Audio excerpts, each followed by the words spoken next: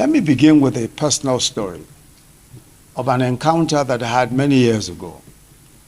In 1989, I was about to get married, and I was searching for a good place to rent, a good house to rent.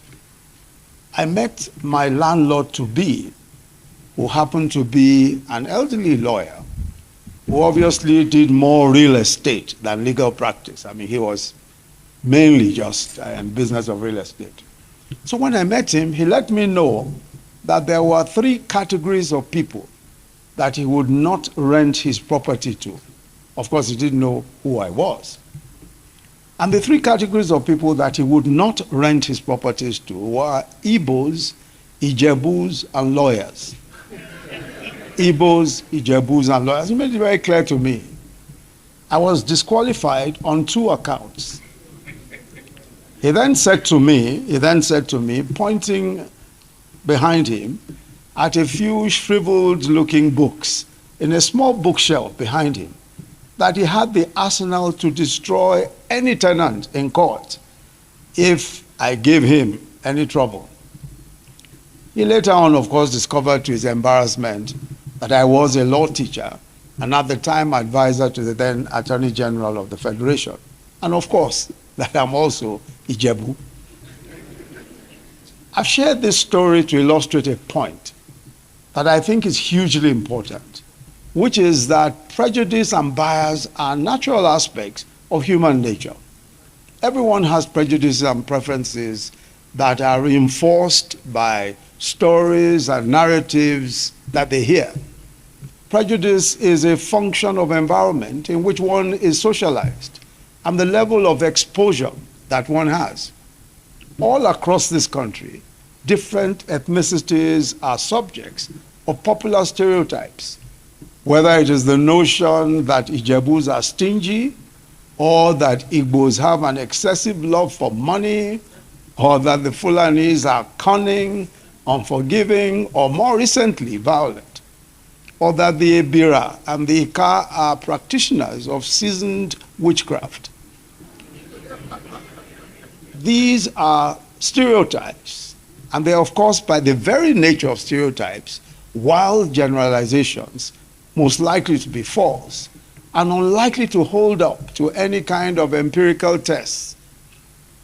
But they are the narratives people have woven about other tribes and, in fact, people of other religions. Sometimes these stories are repeated so many times that they are soon accepted as facts. And when we accept these stories as facts about other people, and people of other ethnicities and people of other religions, who we have never met with or interacted with, they shape our judgments about them even before they have spoken. In other words, we prejudge them. This is the nature and power of prejudice. This is how entrenched biases and prejudices come to be and become established. However, when ethnic or religious prejudices are weaponized for political purposes, we are confronted with a lethal, potentially destructive situations. Elections, for example, by their very nature, tend to be already divisive. Partisan democratic competition compels us to align ourselves with the camps that most reflect our ideals and aspirations. In a diverse society such as ours, democratic competition is intensified by the socio-cultural cleavages that exist in society. This is true of any heterogeneous society or democracy. In an election cycle in which the major contenders come from different ethno-regional classes or zones, there was always a sense that the competition was going to be particularly intense. But at the same time, it would not be accurate to reduce the election to an ethnic census. As we saw, the contenders performed strongly in parts of the country other than their natal regions. Unfortunately, one of the unsavory tendencies that was witnessed in this election cycle, and has been so in previous ones, but perhaps heightened somewhat, was the weaponization of ethnic, religious, and sectional prejudices in ways that are damaging to social cohesion. Religion was quite clearly made an issue, and in some parts of the country, political biases are introduced even between denominations of the same religion. In some cases, ethnic profiling took place at polling booths. There's a popular female food blogger and YouTuber called Sisi Yemi, a Yoruba woman, who took to her verified Twitter handle to say, and I quote, "My husband and I were not allowed to vote. They said we look like Igbo people. I can't believe this," end of quote. Almost without fail, in every election cycle, politicians have forcefully, either overtly or covertly, sought to persuade voters that voting for their particular candidate or the particular political party they favor is the will of God, and that voting for the opposing party was a violation of the divine will. Repeatedly, we hear of prophets who support political parties, one way or the other. This is a matter of great concern because long after an election is over, and long after the leading contenders have sheathed their swords, the rhetoric, the words, and the means used to compete can have adverse long-term effects on society. Where the forces of primordial division and polarization are harnessed for the sake of electoral gain, the venom of such devices remain and continue to poison communal relations, setting neighbors against neighbors. And we have witnessed the catastrophic consequences of the political weaponization of prejudice and bias in places such as Rwanda. No one could have believed that in a small country with two ethnic groups, the Hutus and the Tutsis, who speak the same language, that ethnic sentiments would be exploited to the extent that it set both groups against each other and led to the Rwandan genocide in which 1 million people died.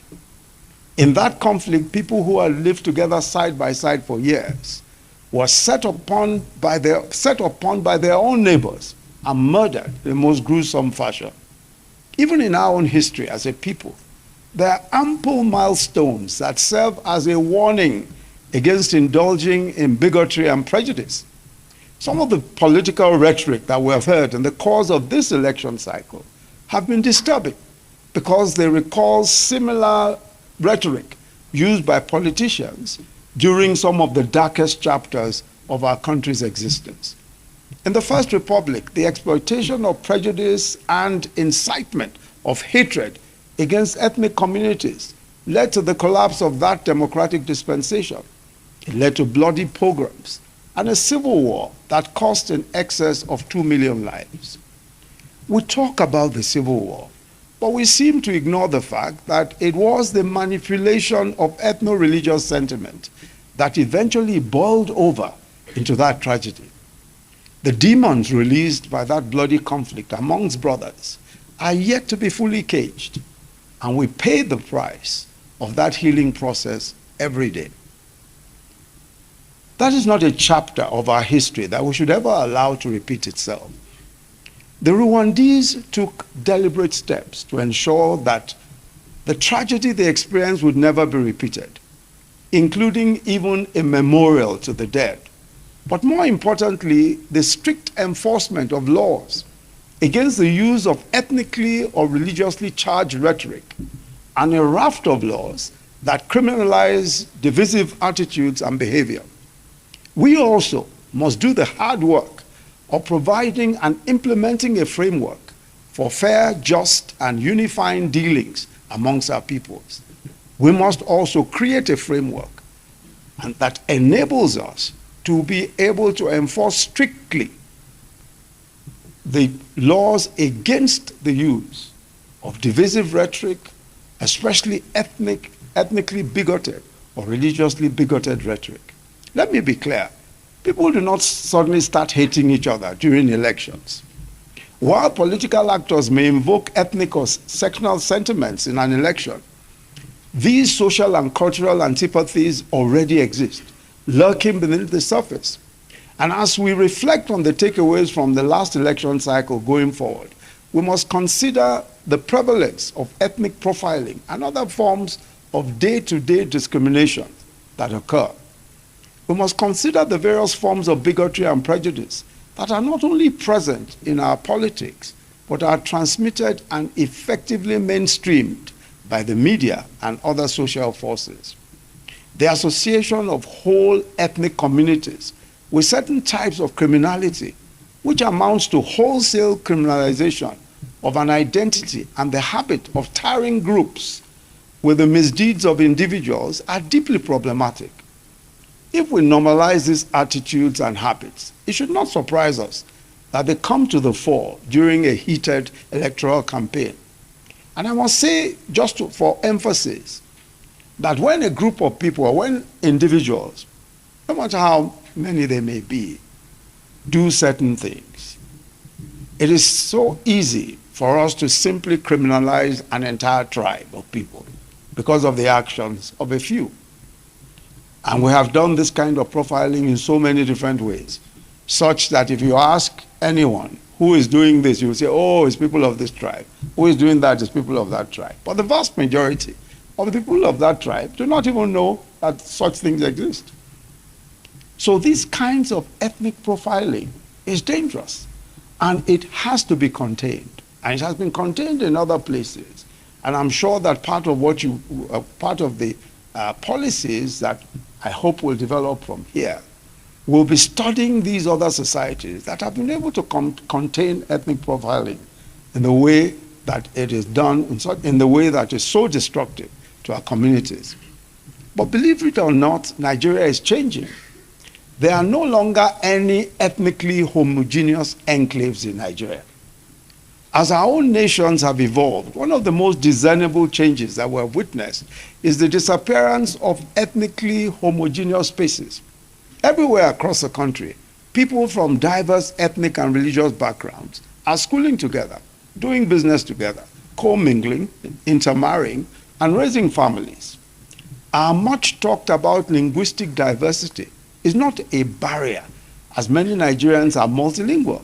Increasingly, we see that the heart and face of a new Nigeria is a socio-cultural hybrid, appreciative of the cultural diversity of our society, attuned to its culture, but also blessed with an inclusive cosmopolitan outlook. For many of these Nigerians, young Nigerians in particular, their ethnic and national identities are not in contradiction. For young Nigerians who belong to the most globalized generation in our country's history, this is especially true. Their friendships, their education, their lived experiences have brought them into contact with a favorable variety of identities and cultures in their societies and on the planet. And we see their multicultural outlook in the social networks, in the entrepreneurial partnerships, and their political activism, which transcend the old primordial allegiances. And we saw a lot of that in the politics of this particular election cycle. A lot of the young people simply chose how they wanted to vote. And many of them disregarded old primordial allegiances. They disregarded, in many cases, tribe. It's not only intentional migration, by the way, that diversifies our communities. Over the past 3 decades, conflicts and climatological events have also diversified. For instance, floods, droughts have displaced large populations of our people, driving them from their traditional homesteads in search of survival and safety. And so they take refuge in safer communities, they plant roots there and make those places their new homes.